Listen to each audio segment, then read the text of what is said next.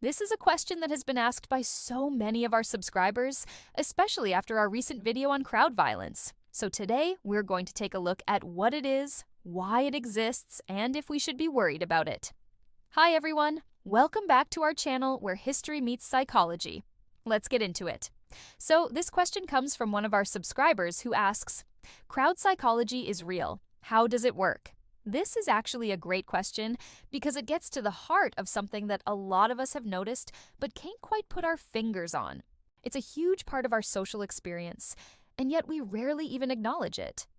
I mean, how many times have you gone out with friends to a bar or club and you see a group of people gathered around someone in a circle and they're all staring at their phones laughing at something, and you notice yourself wanting to go over and see what's going on because you want to be part of it too?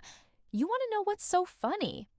Or how about when you're walking down the street and you hear a commotion coming from a store and you stop and watch the scene unfold, even though you don't know anyone involved? We love to gather in groups and watch other people. That's just human nature. But what's interesting is that we also seem to have a tendency to mimic each other's behavior, especially when we are in a group. It seems like one person does something and then another joins in and then another, and pretty soon everyone is doing it. But what makes this really fascinating is that this isn't limited to simple things like what we're wearing. It extends to how we think, how we feel, and what we do. In 1999, an American social psychologist named Solomon Asch conducted an experiment to try and figure out how group pressure affects our perception of reality. In this experiment, a subject was shown two cards. One card had 3 lines on it of varying lengths. The second card only had 1 line on it. The subject was then asked to match the single line on the second card to the line of equal length on the first card. Easy enough, right? The catch was that the other people in the room were actually actors, and they had been instructed to give obviously incorrect answers. So in some rounds, all the actors would say that the shortest line matched the middle line, even though it was clearly longer. In other rounds, they would say that the longest line matched the single line, again, obviously. At first, most subjects refused to go along with it. They knew the other lines were obviously different lengths, so they picked the one that matched. But then something interesting happened. Over time, more and more subjects started to doubt themselves and began to agree with the actors that the obviously different lines were actually the same length. When there were 6 actors in the room, 32% of subjects conformed to the group's judgment at least once. When there were 8 actors, that number went up to 65%. And when there were 12 actors, 81% of subjects gave the wrong answer at least once. Now, this is important because it shows that humans aren't rational beings. Instead, we're social creatures who interpret the world based on what other people do. It also demonstrates that crowd psychology is a very real phenomenon. Crowd psychology is the study of how people behave in groups, particularly how group behavior differs from individual behavior. So, what Asch showed in his experiment is that people don't always act according to what they believe to be true. Instead, they act according to what they think everyone else believes to be true. And this is at the heart of crowd psychology. So let's take a look at that now. So, before we can talk about crowd psychology, we have to first define what a crowd is. A crowd is defined as a collection of people brought together by a common interest or purpose.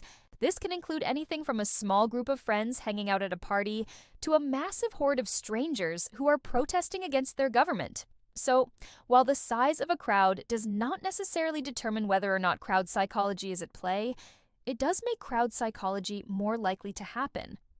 Because here's the thing, the larger the group is, the less personal responsibility people feel for their actions. When you are in a crowd, there is a dilution of accountability.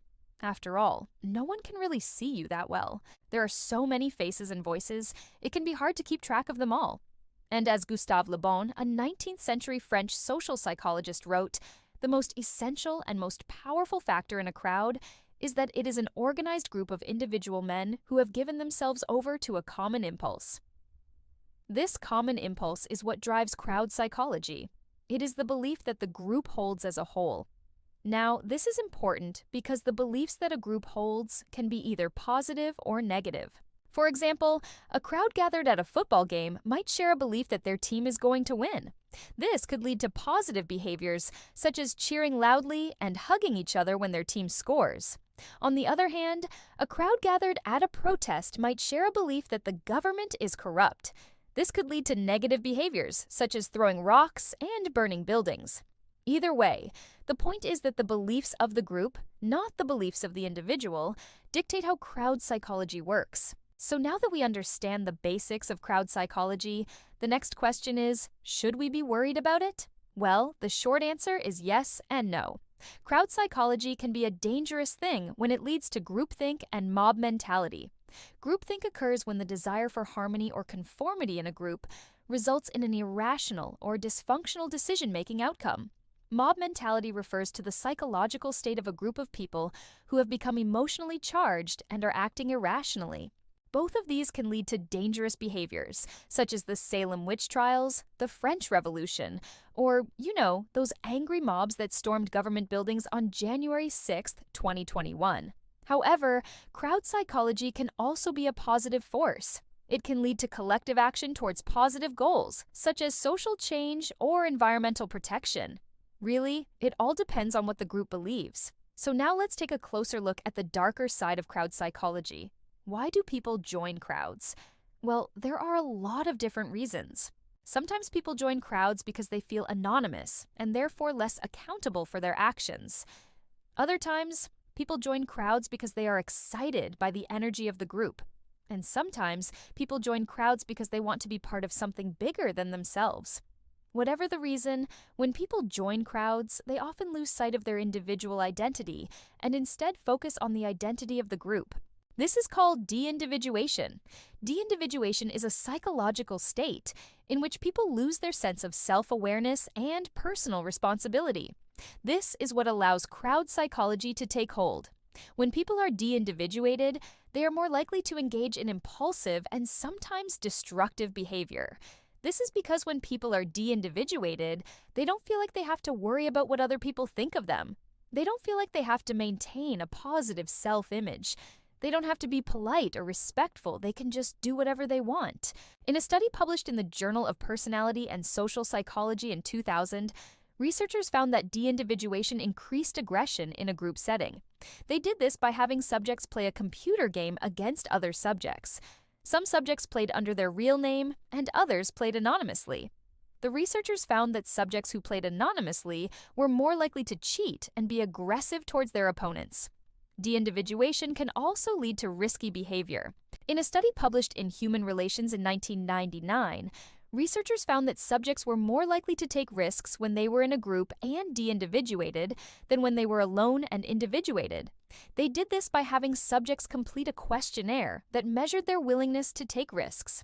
Subjects were also asked to rate how anonymous they felt while completing the questionnaire. The researchers found that subjects who felt more anonymous were more willing to take risks. So essentially what I'm trying to say is that crowd psychology can be dangerous, really dangerous. And maybe you've seen this firsthand, or maybe you've experienced it. Maybe you've been swept up in the excitement of a large crowd and done something that you wouldn't normally do. Maybe you've gotten caught up in groupthink and made a decision that you later regretted. But the good news is that crowd psychology can also be a positive force. And maybe you've experienced that too. Maybe you've been part of a crowd that cheered loudly at a football game or a concert. Maybe you've been part of a crowd that came together to help someone in need. Ultimately, crowd psychology is neither good nor bad. It all depends on what the group believes and how the individuals within the group behave. So, what do you think about crowd psychology? Have you ever experienced it? Do you think it's more dangerous than we realize? Share your thoughts in the comments below. And if you enjoyed this video, please leave us a like and subscribe to our channel for more content. Thanks for watching. See you next time.